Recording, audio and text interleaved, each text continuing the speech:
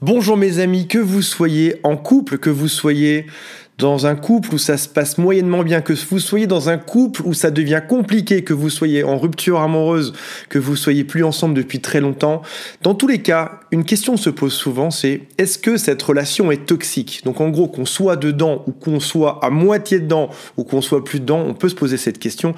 Est-ce que je ne suis pas aujourd'hui dans une relation toxique? Alors on va voir ensemble aujourd'hui 13 signes que votre relation est toxique. Plus il y a de cases qui se cochent comme d'habitude, plus ça veut dire qu'elle l'est.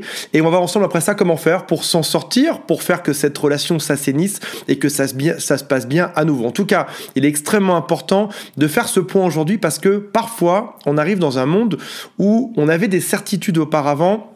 On savait pourquoi on se mettait ensemble, on savait qu'on était amoureux, et puis tout à coup, ça devient flou, on ne sait plus exactement. On a parfois des amis qui nous préviennent, qui nous disent attention, tu es dans une relation où ça se passe mal, tu devrais peut-être le quitter, la quitter, fais attention, méfie-toi, etc. Puis au bout d'un moment, on se pose réellement cette question. Seulement, on n'a pas toujours la force, on n'a pas toujours le recul pour déterminer si oui ou non c'est toxique. Est-ce que c'est toxique ou est-ce que l'erreur ne vient pas juste de moi? Est-ce que c'est l'autre le problème? Est-ce que c'est moi le problème? Ou est-ce que c'est la réunion de ces deux personnes qui posent un problème aujourd'hui? Donc on va faire un point très simple, ce sont 13 signes. Si jamais vous avez un signe ou deux, pas de souci. Si jamais il y en a plus, derrière, c'est que ça peut poser problème. On se retrouve tout de suite après le jingle.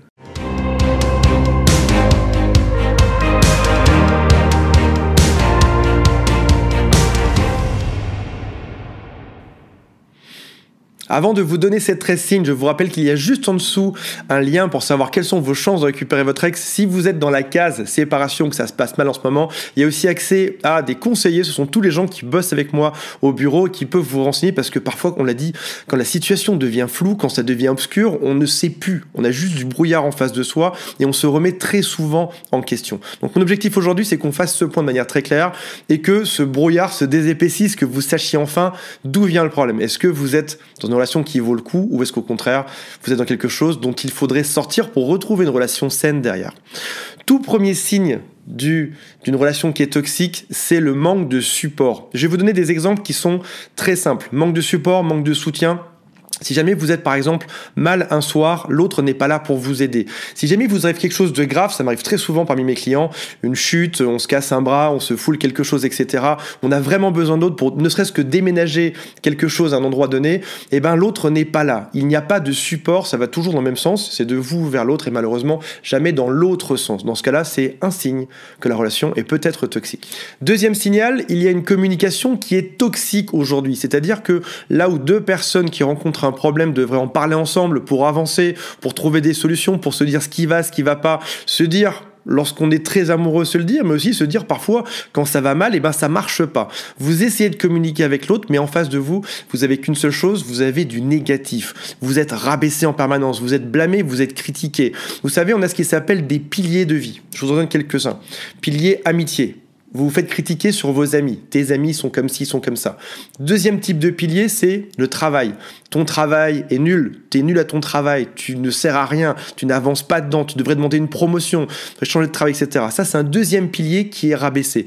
Troisième pilier, ça va être votre santé. Lorsque l'autre vous dit « tu n'es pas en bonne santé, il se passe ci, il se passe ça », donc l'autre, on voit, vient taper sur tous vos piliers de vie. Il peut y avoir aussi après ça le pilier de la famille, le pilier financier. Donc à un moment donné, si on voit que la communication est toxique et qu'on se fait rabaisser en permanence sur nos piliers, qu'est-ce qui se passe? Les piliers commencent à se fissurer, commence à céder, et derrière on arrive sur une structure qui n'est plus très stable, on se sent plus très bien.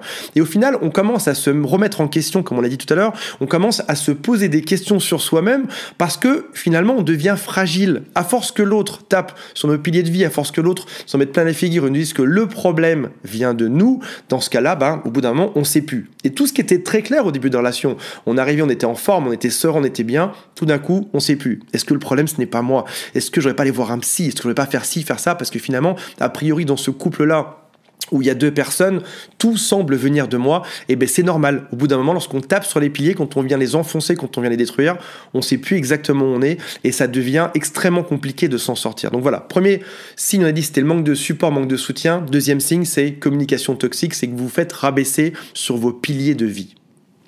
Troisième signe, c'est la jalousie. On a souvent tendance à confondre amour et jalousie. On se dit si l'autre est jaloux, c'est qu'il est amoureux. Pas du tout. On peut être absolument pas amoureux de quelqu'un et être extrêmement jaloux. Il y a quelque chose de l'ordre du contrôle là-dedans, ou alors de l'ordre du manque de confiance de l'autre. Et du coup, ce manque de confiance peut venir se transformer. La jalousie peut emporter sur des comportements qui sont déviants, comme par exemple le fait de venir vérifier tous vos messages, le fait d'être toujours en train de vérifier où vous êtes, le fait de toujours, lorsque vous regardez quelqu'un dans la rue, d'interpréter ça de manière négative. T'es encore en train de regarder des filles dans la rue, t'es encore en train de regarder des mecs, tu fais juste ça pour me rendre dingue, etc. Au début, on se dit c'est de la jalousie, c'est mignon, et tout d'un coup, on se rend compte que non. Il y a quelque chose de très toxique dans la jalousie. Si l'autre vous faisait entièrement confiance, il n'aurait pas besoin d'être jaloux, il n'aurait pas besoin, si l'autre était bien dans ses baskets, il n'aurait pas besoin de savoir en permanence là où vous êtes. Et on arrive sur le point numéro 4, qui est le comportement contrôlant. Est-ce que vous avez l'impression aujourd'hui que dans votre relation, l'autre est toujours en train d'essayer de contrôler ce que vous faites? Vous contrôlez, ça peut être sur les choses du quotidien, comme par exemple sur la manière de mettre des assiettes à table, qui est finalement, on s'en fiche, mais ça reste du contrôle. Sur la manière de marcher dans la maison, sur la manière de faire le ménage, mais aussi ça peut être sur la manière de dépenser l'argent, sur la manière de rencontrer ses amis, sur la manière de sortir en soirée, sur la manière de se comporter, sur la manière de se tenir, sur la manière de s'habiller. Est-ce que l'autre est dans un contrôle permanent ou est-ce qu'au contraire, il vous laisse votre liberté de vous exprimer, d'être vraiment qui vous êtes? Vous savez, 2 personnes en couple, on dit que c'est 2 personnes qui sont heureuses et qui se mettent en couple pour être encore plus heureux après ça. C'est pas une personne qui est malheureuse qui se met avec quelqu'un pour l'emporter vers le bas. Donc, est-ce que vous avez cette impression que l'autre vous contrôle en permanence, essaye toujours de savoir ce que vous faites, ce que vous dites et essaye de vous changer en permanence? Le point numéro 5, c'est du ressentiment. Au début, ça peut partir d'une frustration de l'autre qui va venir être remise sur la table en permanence. Je vous explique.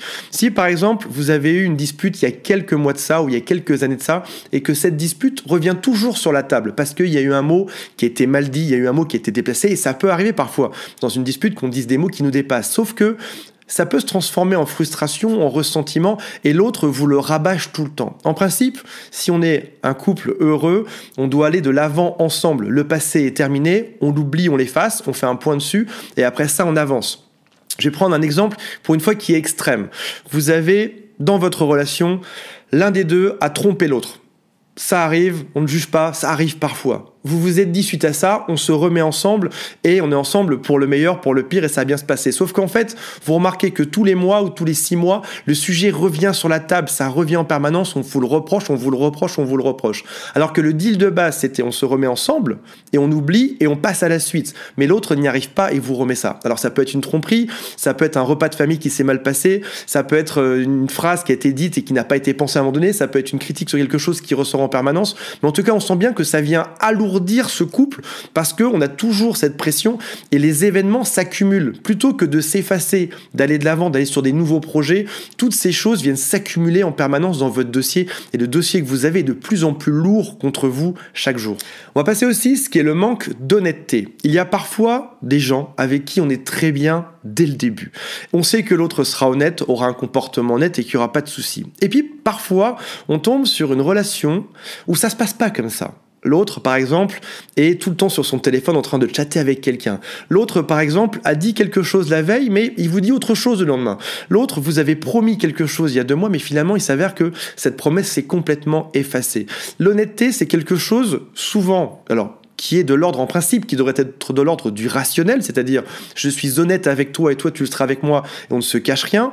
Et puis, parfois, l'honnêteté peut se transformer en quelque chose de beaucoup plus compliqué. C'est-à-dire qu'on n'a pas de preuve tangible que l'autre n'est pas honnête, mais on a cette espèce de sentiment au fond de nous que l'autre ment, ou qu'en permanence, la réalité sera déformée. Un couple toxique, une personne toxique aura tendance à déformer tout le temps un peu la réalité. C'est-à-dire que même sur des choses qui sont très factuelles, comme une facture, comme une chose qui s'est passée, qui a été dite, la personne qui est toxique peut tout à fait transformer ça, et ça fait que vous aviez vos certitudes et tout d'un coup ça devient flou parce que l'autre en face est en train de vous manipuler et n'est pas honnête avec vous.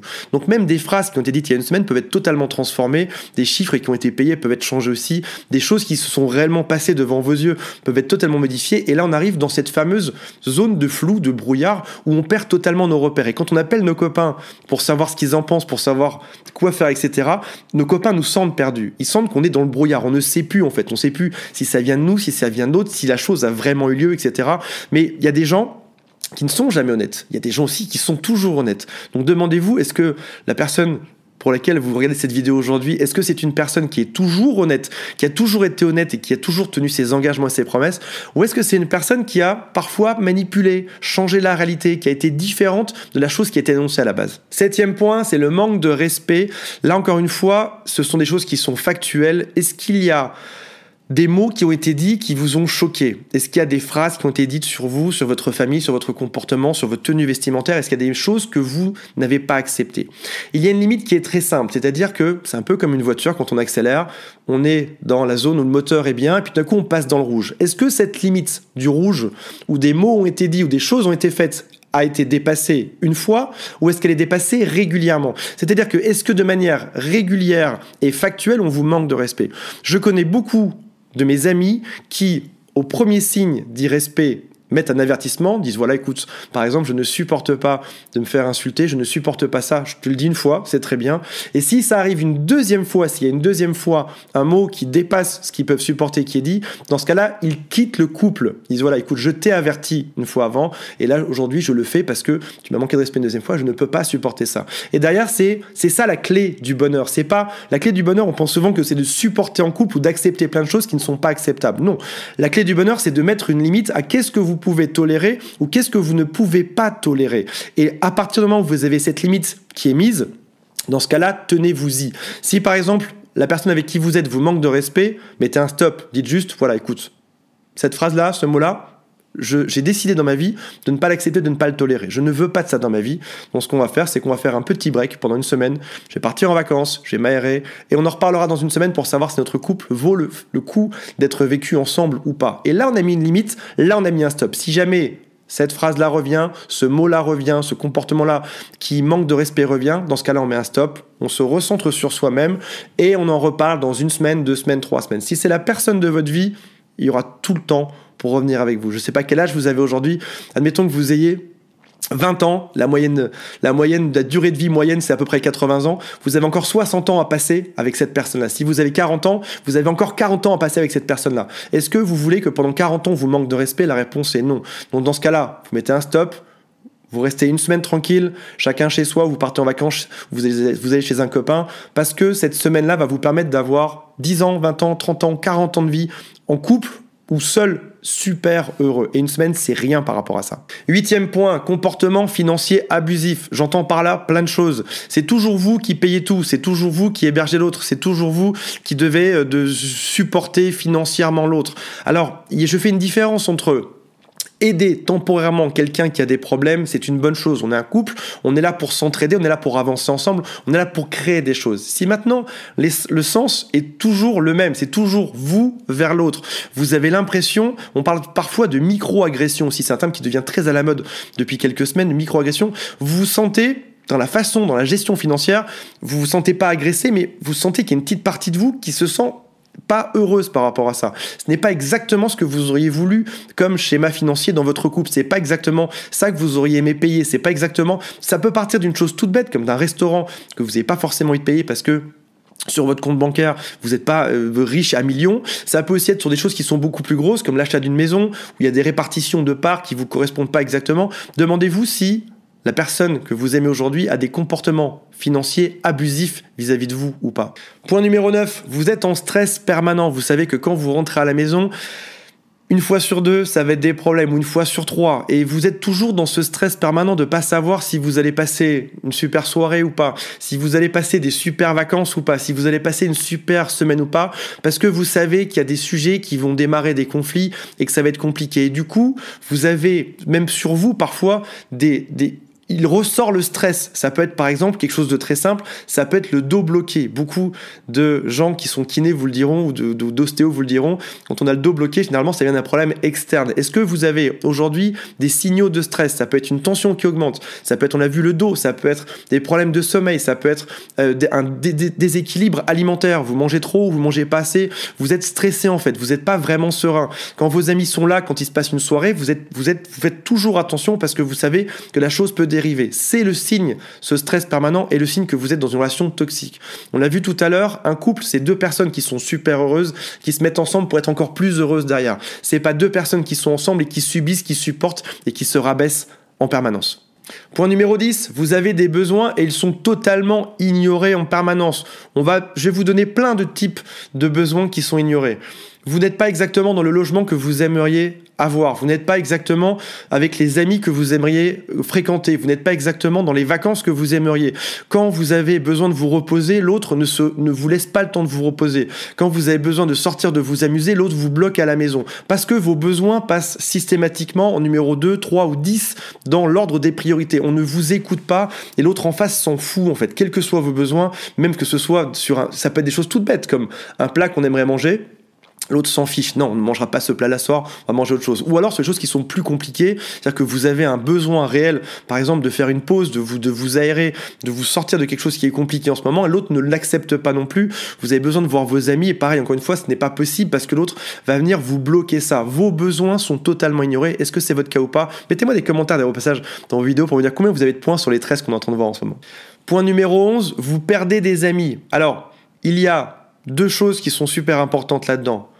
Être en couple ne veut pas dire fusionner totalement, même au niveau des amis. C'est le fameux 1 plus 1 égale 3. Vous êtes une entité, l'autre est une entité, et vous avez une partie du cercle au milieu qui est commune.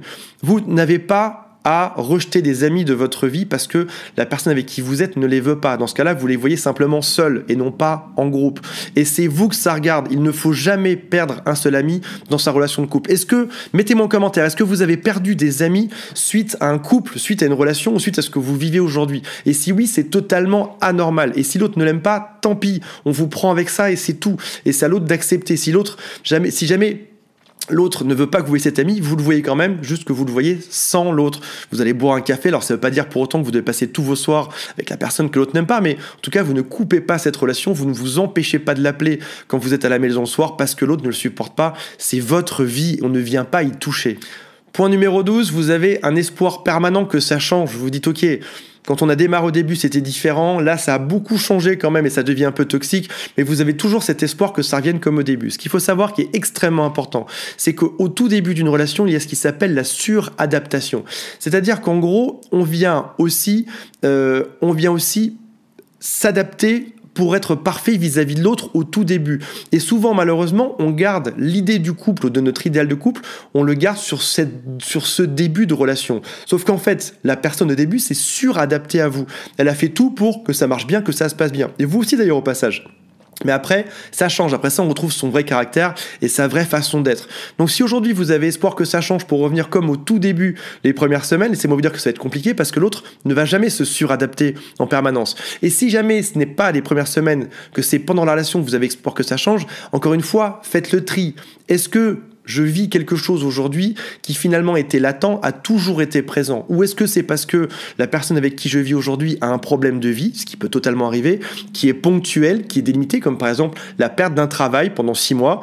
La personne avec qui je suis perd son travail pendant 6 mois, c'était bien avant. Depuis la perte du travail jusqu'à ce que 3 mois après, la personne retrouve un travail, c'est compliqué, mais après, ça se repasse mieux. Ce qui est totalement différent. Il y a des problèmes de structure, c'est-à-dire qu'en fait, le signal, on l'avait depuis le début. Non, en effet, depuis le début, la personne était comme ça, c'est juste qu'elle l'a un peu maquillé pendant les 3 premiers mois, et après ça, son vrai caractère est venu, dans ce cas-là, c'est problématique. Ou est-ce que ce problème est temporaire, donc borné dans le temps, et dans ce cas-là, il n'y a pas de souci. Si pendant 3 mois, 6 mois, 1 mois, l'autre va mal, pas de souci. Mais sauf que on a eu 3-4 ans de relation qui étaient top avant, et on aura 40 ans de relation qui seront bien avant. C'est juste que pendant ces 3 mois-là, il y a quelque chose. Donc, si vous avez espoir que ça change, demandez-vous bien sur quel point. Il y a un exercice que je fais très souvent quand je suis en couple, c'est que je prends mon téléphone et je marque dessus ce que j'attends d'un couple.